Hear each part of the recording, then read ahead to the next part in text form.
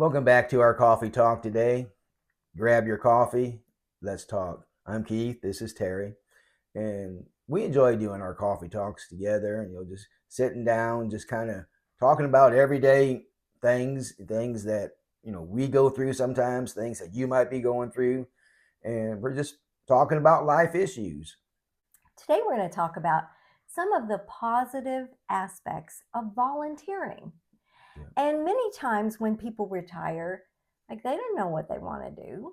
So after the first year or so of being retired, sometimes people start to get bored and they don't know what to do. Maybe they don't have hobbies to keep them busy.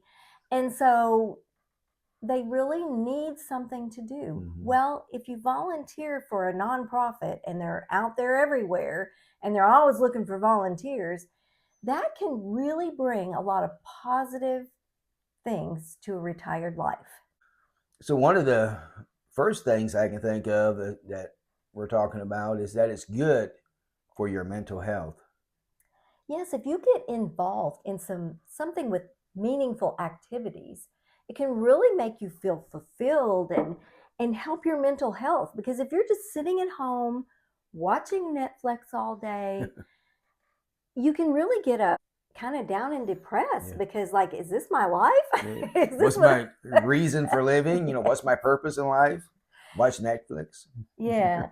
So especially nonprofits, I mean, they run on such a tight budget. They're always looking for volunteers, and to go somewhere and volunteer, it can just make you feel so good about yourself and about what you're doing. I know one of the people that we watch on YouTube, Buzz's Retirement Garage, Yeah. he volunteers at a dog shelter, and he goes and he walks dogs.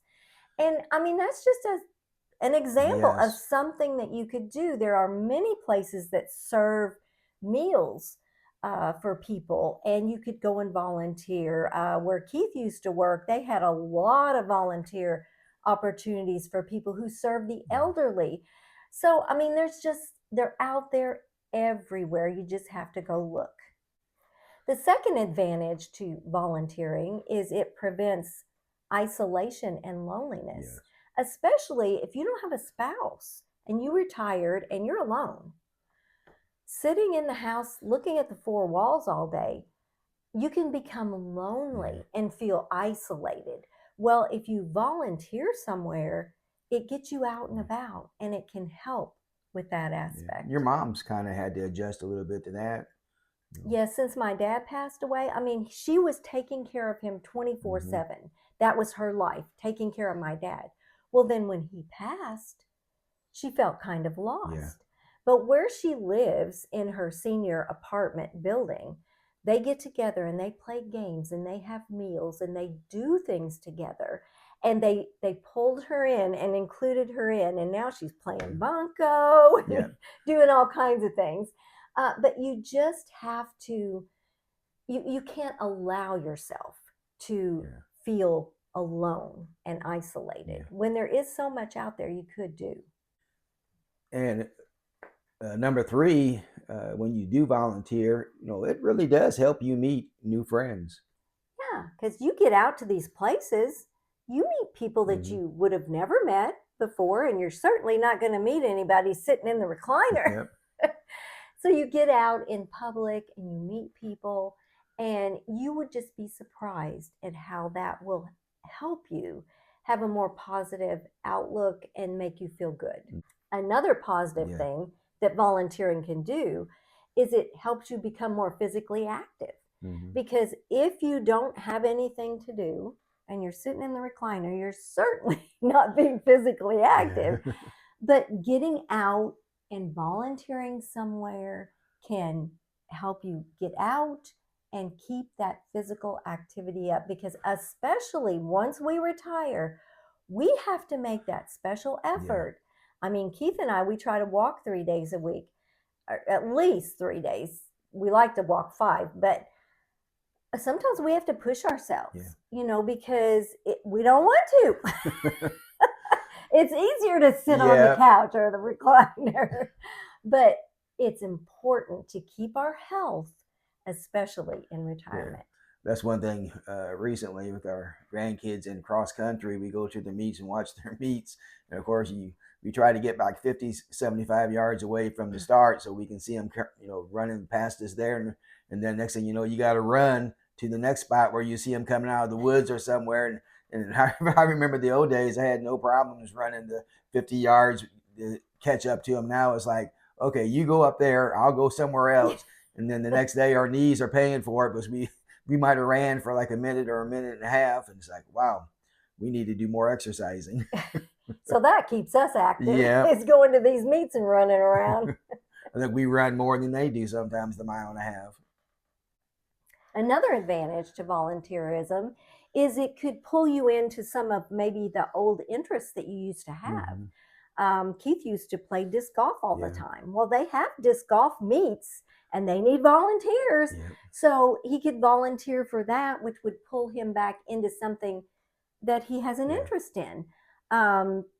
We just were at a cross-country meet with our granddaughter last night. They need tons of volunteers.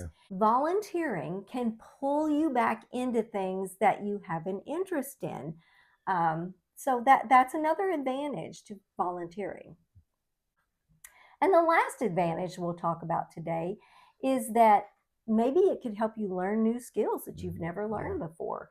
If you volunteer at a place where they do a cooking class, you could, learn to make something that you've never made before or something. So for pottery classes or whatever it is that you volunteer for, you could learn something new that you didn't know before.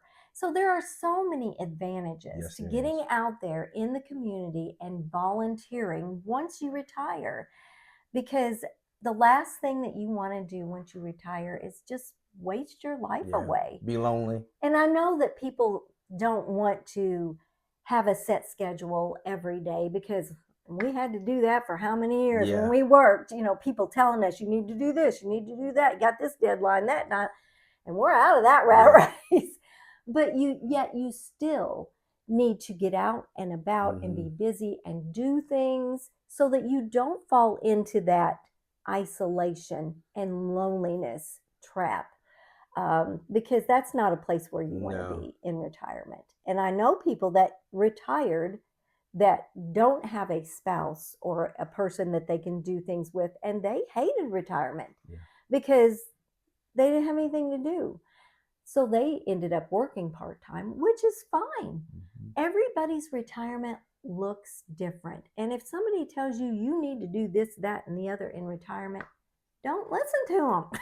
That's right. It's your retirement. It's your life. You worked hard for that. And so we just need to be in that driver's seat and take control of your retirement and do things that bring you joy and make you happy. Thank you so much for joining us for our coffee talk today. If we can talk about a subject that you would like for us to talk about, let us know in the comments. And we'll see you next time on Retired and Loving It. If you would like to see more of our videos, click the video that just popped up on your screen